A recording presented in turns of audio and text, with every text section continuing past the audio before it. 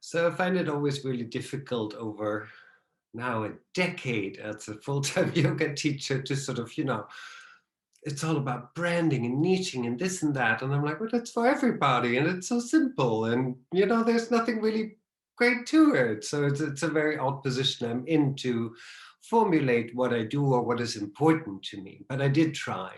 I see a very simple and very, very beautiful, minimalistic approach to yoga in a way.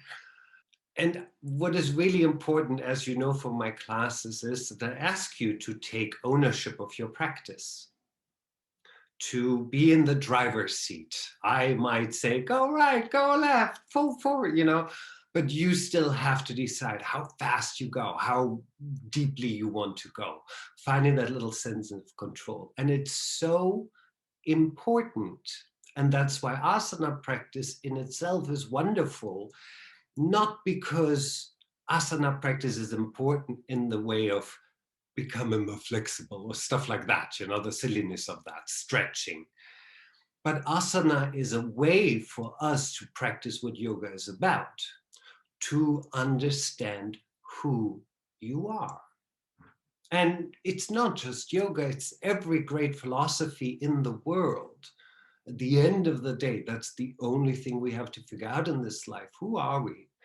The problem, especially these days, you're being told what you are and who you are all day long by others, especially with social media and the internet and stuff. And it's just this flood of information and ideas. It's very, very difficult to find really, really who you are without just the outer information. And it happens to everyone in all human history because our family, our very close friends and our lovers and all of them have already opinions about us. This is why yoga sets a lot of importance on moments of stillness where you're not bombarded from the outside world in any way. So you can really listen in, and without all the outer little things that draw your attention, you can sort of find what's more you. So it's all about you getting to know yourself better.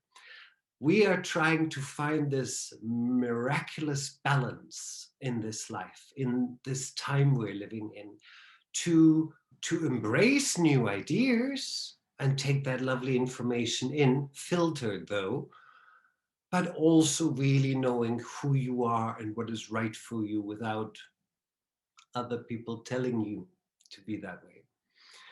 Does it make any sense? It makes sense in my head.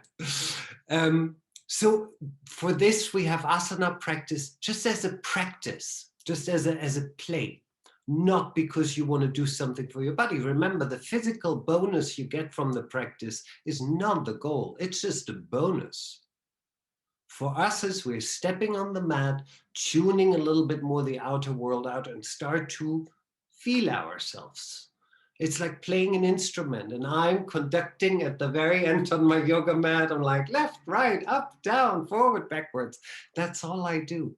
For your practice of really like, oh yeah, oh okay, that's a little much there. You know what I mean? If this is the essence of my teaching.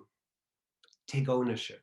And the more you do this on the mat, the more you do this in other areas of your life as well, taking ownership of what you do.